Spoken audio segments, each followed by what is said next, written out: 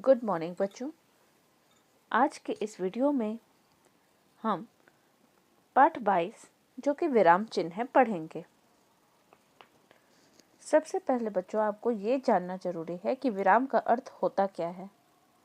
विराम का अर्थ होता है रुकना या फिर कुछ देर विश्राम करना, है ना। विश्राम मतलब आराम, रुकना या कुछ देर विश्राम करना। बातचीत करते समय भी हमें बात अपनी स्पष्ट रूप से दूसरे के सामने रखने के लिए कई जगह रुकना पड़ता है। जैसे उदाहरण देख लीजिए, वाह क्या चौका मारा है, छोड़ो मत पकड़ो।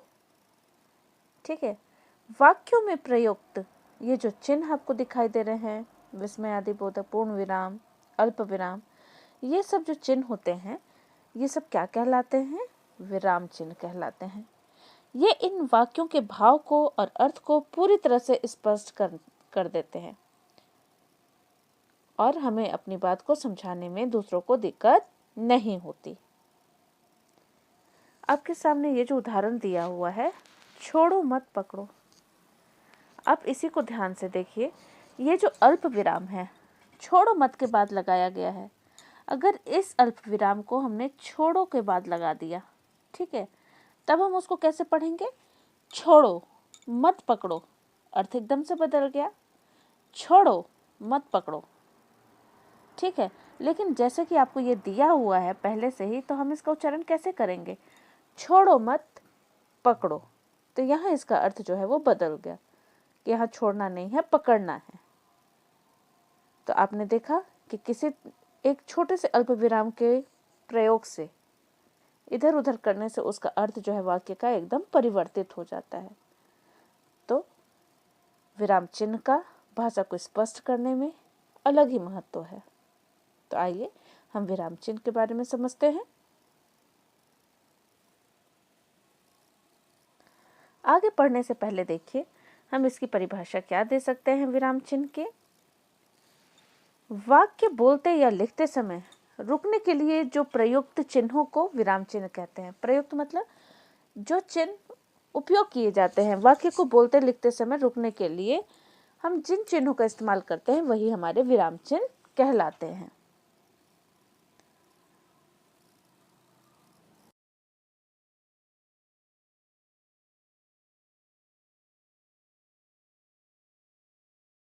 सबसे पहले हम देखते हैं पूर्ण विराम। पूर्ण विराम का जो चिन्ह है एक खड़ी पाई है ना, जो आप देख पा रहे हैं आपके सामने है। और पूर्ण विराम का अर्थ है पूरी तरह से रुकना। और ये जो चिन्ह है इसका हम इस्तेमाल कहाँ करते हैं? किसी भी वाक्य के अंत में ही इस विराम का इस्तेमाल होता है, इस पूर्ण विराम का प्रयोग किया जाता है। जैसे कि देखिए, रोशन साइकिल चला रहा है, यहाँ बात जो है वो पूरी हो जाती है और हम यहाँ पे अंतिम में हमने लगा दिया पूर्ण विराम। मोहित 5वीं कक्षा में पढ़ता है, हमारी बात खत्म हुई और यहाँ पर हमने लगा दिया पूर्ण विराम। तो पूर्ण विराम का हम लोग प्रयोग कहाँ करते हैं? जब हमारी बात जो है वो पूरी तरह से खत्म हो जाती है और वहां पर हम पूरी तरह से रुक जाते हैं। अब देखिए, प्रश्नवाचक और विस्मयादि बोधक वाक्यों के अतिरिक्त, मतलब एक प्रश्नवाचक वाक्य को छोड़ दीजिए और एक विस्मयादि बोधक वालों को छोड़ दीजिए, बाकी सभी वाक्यों में पूर्ण विराम का प्रयोग जो होता है हम लोग करते हैं। पूर्ण विराम का प्रयोग हम लोग सभी वाक्यों में करते हैं। एक किस में नहीं करते हैं? एक नहीं किया जाता है आपका प्रश्नवाचक में और दूसरा विस्मयादि बोधक वाले। बाकी सारे वाक्यों में पूर्ण विराम का उपयोग किया जाता है।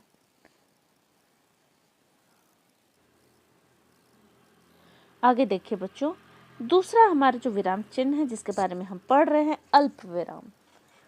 ठीक है, जिसे आप कॉमा के नाम से भी जानते हैं। ठीक है, अल्प विराम, अल्प का मतलब होता है थोड़ा समय, है ना, थोड़े समय के लिए।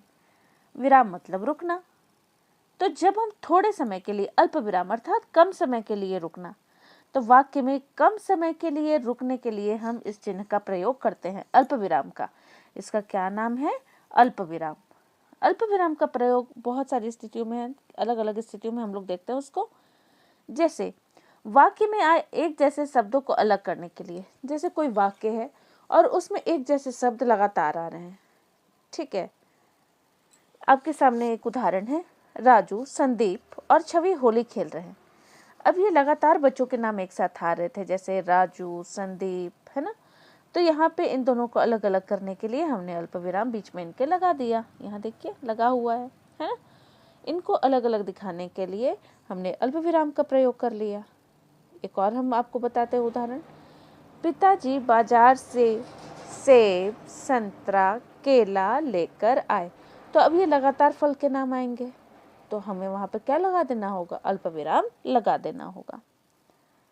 ठीक है, दूसरा उदाहरण देखिए। पहला हमने देख लिया, अब दूसरा देखते हैं। वाक्यांशों को जोड़ने के लिए, जैसे राजू बाजार गया, सब्जी लाया और खाना बनाया।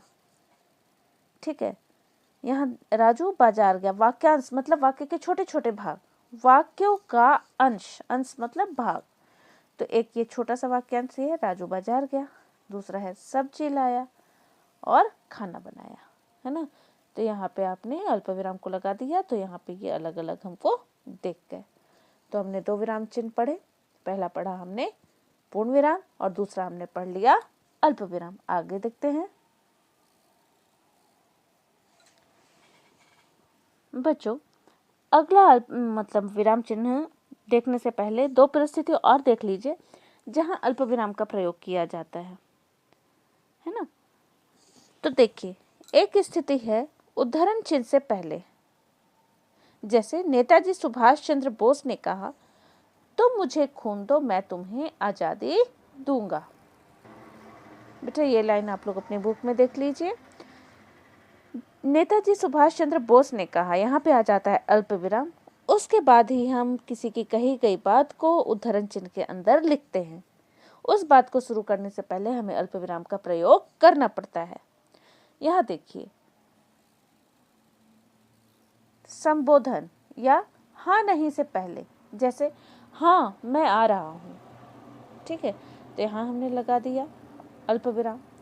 परंतु, लेकिन, किंतु ये समुच्चय बोधक से पहले भी लगता है। शकुनी समझदार परंतु कपटी था।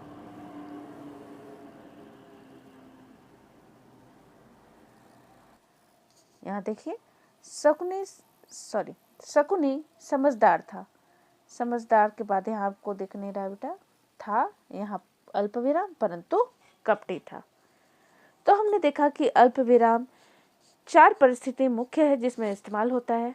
जब किसी वाक्य में लगातार एक जैसे शब्द आने लगे, फिर वाक्यांशों को जोड़ने के लिए, तीसरा जब हम उद्धरण चिन्ह लगाते हैं कहीं पे उससे पहले लगाया जाता है इसको, चौथा था आपका संबोधन या फिर हाँ या नहीं का जवाब जब हम किसी को देते हैं तो हाँ के बाद नहीं के बाद यहाँ अल्प विराम का प्रयोग हो जाता है ना। और अंतिम है आपका परंतु, लेकिन, किंतु। ये जो समुच्चय बोधक शब्द होते हैं उनसे पहले लगता है। शकुनी समझदार था परंतु कपटी था, तो परंतु से पहले क्या लग जाएगा, अल्प विराम।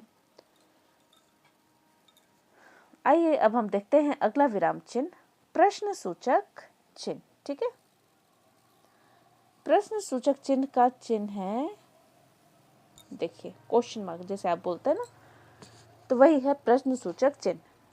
जिस वाक्य में प्रश्न पूछा गया हो तो उसके लिए प्रश्न सूचक चिन्ह का प्रयोग किया जाता है जब हम किसी वाक्य में दूसरे से प्रश्न पूछते हैं। जैसे ये लोग कौन हैं, तो ये बात कंप्लीट हुई और हमने यहाँ लगा दिया प्रश्नवाचक चिन्ह। आप क्या कर रहे हैं, तो देखिए यहाँ भी अंतिम में लग गया।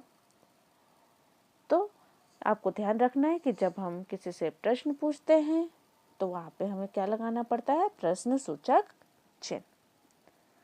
अब अगला देखते हैं उद्धरण चिन्ह।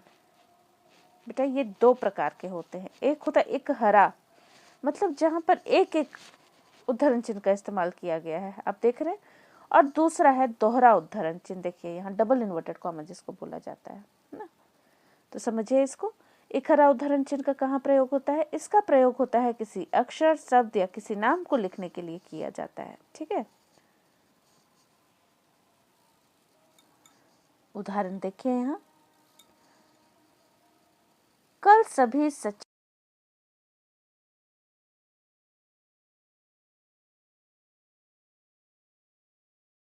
नाम है ये, तो हमने यहाँ पे क्या लगा दिया, एक खरा उदाहरण चिन्ह।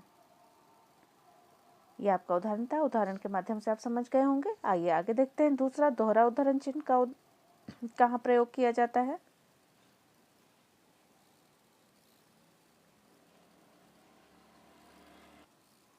दोहरा उद्धरण चिन्ह। इसका प्रयोग किसी बात को उसी रूप में लिखते समय किया जाता है। जैसे किसी की कही गई बात को हमने सेम टू सेम वैसे ही लिखा है ना, उसमें कोई चेंजेस नहीं है, तब जब उसकी वही बात उठा के सीधे लिखते हैं तब वहाँ पर हम दोहरा उद्धरण चिन्ह लगा देते हैं। जैसे कि लोकमान्य तिलक ने कहा था, स्वराज्य मेरा जन्मसिद्ध अधिकार है।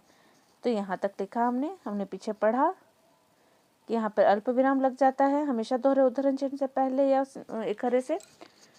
तो स्वराज मेरा जन्मसिद्ध अधिकार है, ये इनका कहा गया कथन है लोकमान्य तिलक जी का, इसमें कोई चेंज नहीं है।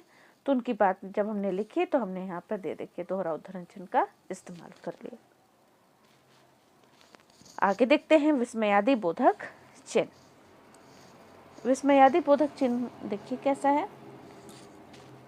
हर्ष, शोक, आश्चर्य, घृणा, भय, ये सब क्या है? हमारे मन के भाव हैं। हर्ष मतलब खुशी, शोक मतलब दुख, आश्चर्य आपको पता है, घृणा, भय, डर, है ना। इन भावों को जब हम प्रकट करते हैं तो प्रकट करने के लिए जिन शब्दों का इस्तेमाल किया जाता है ना, शब्दों और वाक्यों के साथ हम हमेशा क्या इस्तेमाल करते हैं?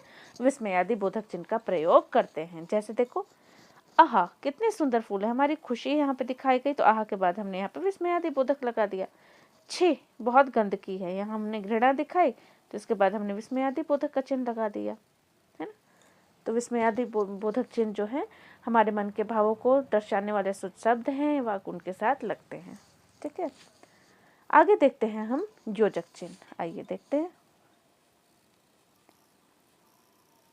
योजक चिन्ह। इसे हम छोटे से डैश से दिखाते हैं ना। इस चिन्ह का प्रयोग शब्दों के जोड़ों को, पेयर्स को, एक जैसे शब्दों को जब दोहराया जाता है वो, या फिर सा, सी, से, इन सब के साथ लगाया जाता है।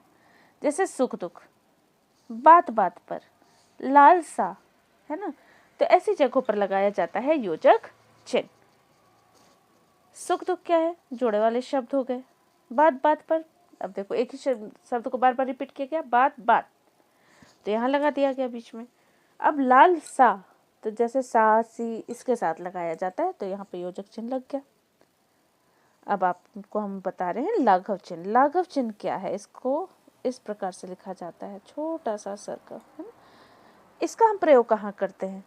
जब हम शब्दों को संक्षिप्त, कोई बड़ा शब्द है और उसको हम क्या लिखना चाह रहे हैं, छोटे रूप में लिखना चाह रहे हैं, संक्षिप्त रूप में लिखना चाह रहे हैं, तब हम इस चिन्ह का प्रयोग करते हैं, है ना। जैसे डॉक्टर है, हमने इसको छोटे रूप में लिखना चाहा तो हमने कैसे लिख दिया, देखिए। इसी प्रकार से प्रश्न को हमने छोटे में लिखना चाहा,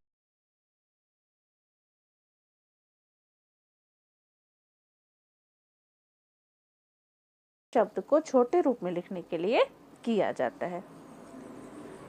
तो बच्चों, ये थे आपके कुछ प्रमुख विराम चिन्ह जिनको हम लिखते समय इस्तेमाल करते हैं या प्रयोग